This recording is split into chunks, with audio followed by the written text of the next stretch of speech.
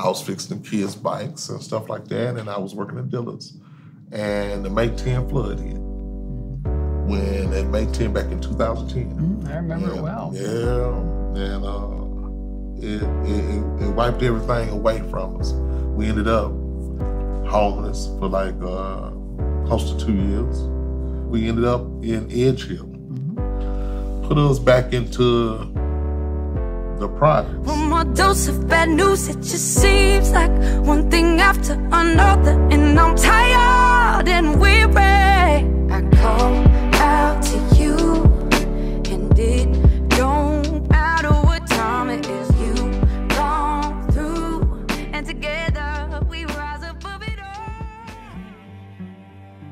We all have that one story that moves us in a way that we just cannot explain. It speaks to us so deeply that we feel compelled to do something. These stories can affect us so profoundly that we may finally call a loved one we haven't spoken to in years, propose to that girl, or even open our wallets to those less fortunate. Maybe it's the story of your neighbor, your barber, or even the girl in your 9th grade math class. Stories of unsung heroes that have done something to change the world around them to help others. Sometimes these are simple things, occasionally extraordinary. I'm Scott Hamilton, and you're watching Scott Hamilton's Good People.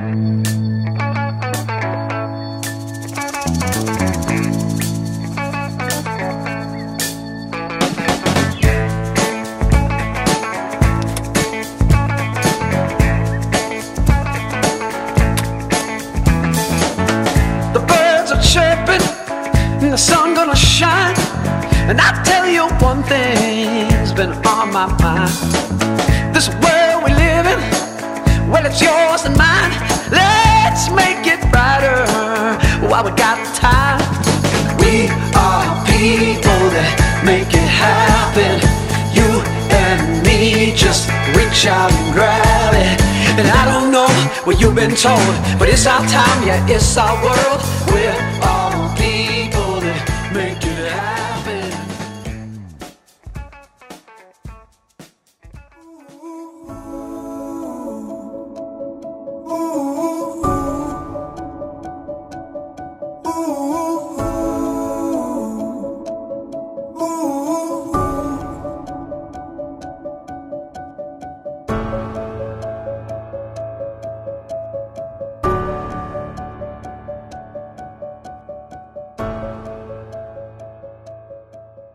It's pretty obvious that you love bikes. How did a bike change your life? It saved my life. A bike really saved my life. You know, from a neighborhood I grew up in, you know, getting raised by a single parent. You know, she raised 2 sons, and I got an older brother, you know, and, you know, back in the days, it was kind of tight for us. But I always used to wish that I had a bike. Every Christmas, Mama, you know, she said, "What you want for Christmas?" I said, you know, I want a bike. You know, all the other kids riding bikes on Christmas morning and everything like that. And I would wake up, you know, at 3, 4 in the morning and run in there to the Christmas tree. Where the bike at? You know what I'm saying? Where's the bike? I want a bike. But, you know, I found out she really couldn't afford it, you know, as I grew up and stuff like that. The neighborhood was rough. It was tough. I was finding myself getting involved since I didn't have no bike. Yeah. I was finding myself getting involved in street life. Mm-hmm. That was the wrong way. I ended up getting me a bike at the age of about 16, 17 years old. So tell me about that. What was that day? And what was the bike? I want to know all about that. Like, how did it happen? I ended up saving my money and bought me a cool little beach cruiser bike, and it got me out of the neighborhood, man. I'm telling you, man, that neighborhood was tough. Yeah. You know, you had to put on a extra face to survive in this neighborhood. You know what I'm saying? I knew I really wasn't no tough guy. But I took that bike, I made the left-hand turn, and I saw all these big old buildings. First time you saw Nashville? Yeah. Wow. First time I saw Nashville, and I kept riding. And I kept riding. I didn't stop.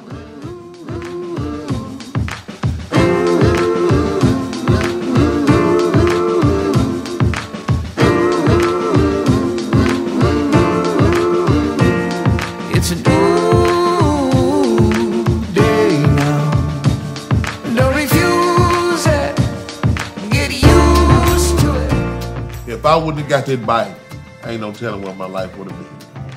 But I took that bike, took a left-hand turn, and saw the world. I said, man, it's a bigger world out there.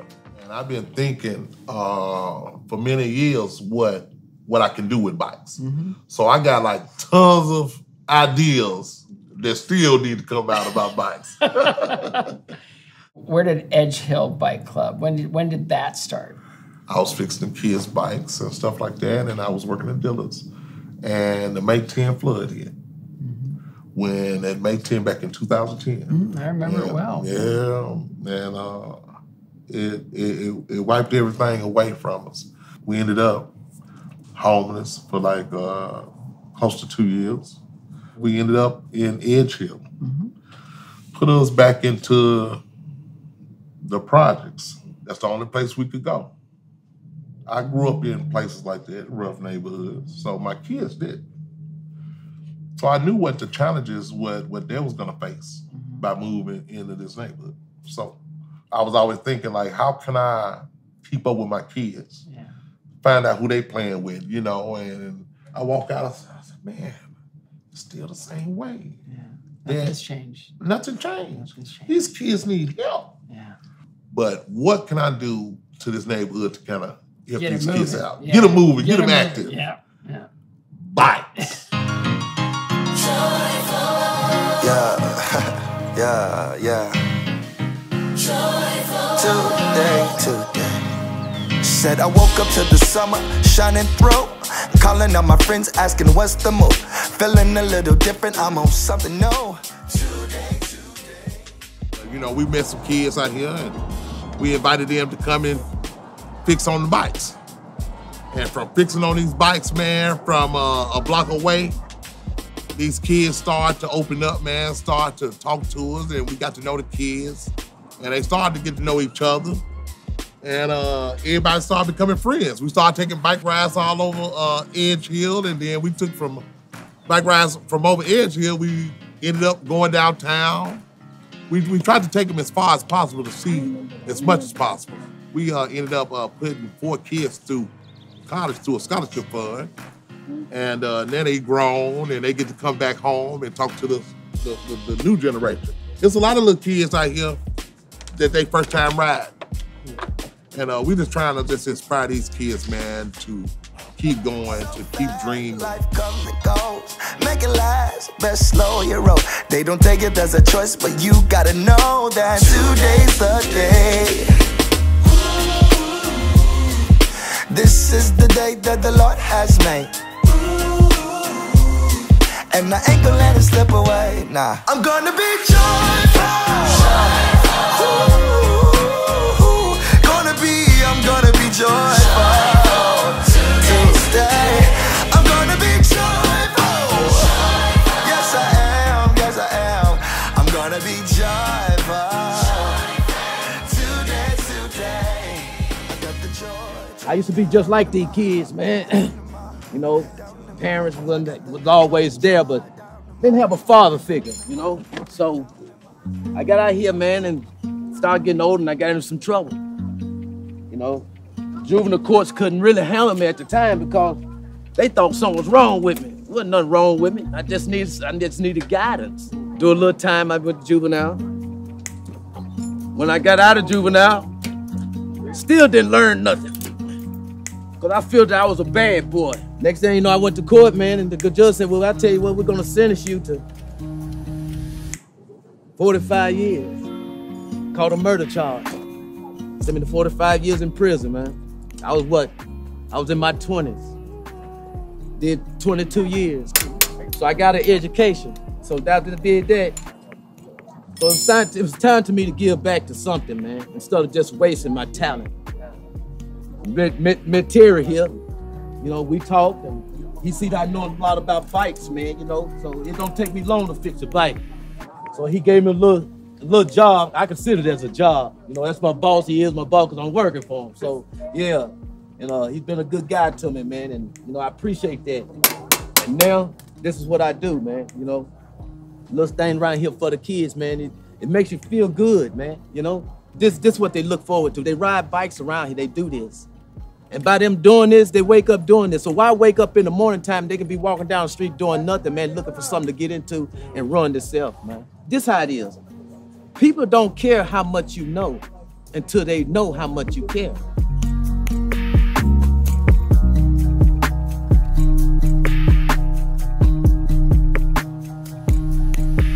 A lot of flat tires in the neighborhood. These kids used to just pop with us, man, and they was popping their tires every time they would ride. You know, they kind of rough on them.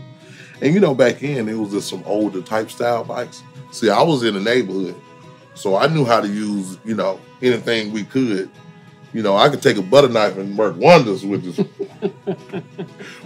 Work wonders with this bike. You know what I'm saying? Sure, your wife's going, where are all the butter knives? How come we don't have any butter knives anymore? Yeah, all the butter knives go. You know, through the chains. You know, the chains will pop off. And it was because, you know, teaching the kids how to just, you know, to slack up the chain and everything like that and put the back tire on right. And then where I started saying, what else can I do with bikes? So what I did was I just wanted to teach kids about entrepreneurship. They could take a bike and put a cooler on the back of a 3-wheeler or something, and they can walk. They can ride their bike down here to the gulch and sell popsicles, sell something cold off these bikes. So really though, we could take a bike and give a kid a job. We could turn a bike into a business. Turn a bike into a business.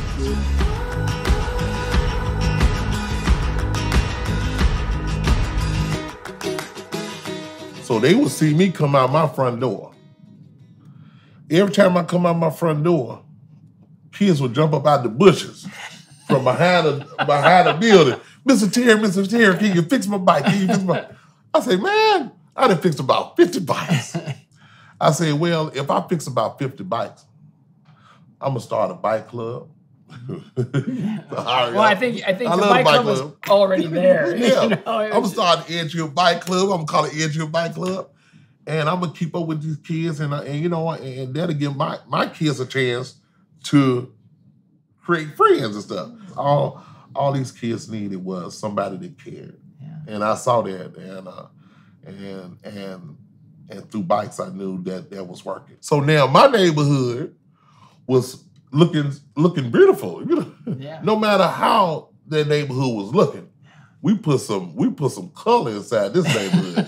It was all different kind of color bikes. These kids was riding and zooming through, man. These bikes really just brought a lot of kids together. It changed the entire community. Changed the whole entire community. Can you imagine how many lives you've changed just by doing something that you love to do, that loved you back, right? Yeah. That's changed all these families' lives and the trajectory of their lives. Do you even comprehend that? No. You've got to. It's amazing. Right here, I'm feeling a change. I'm feeling a change all around me.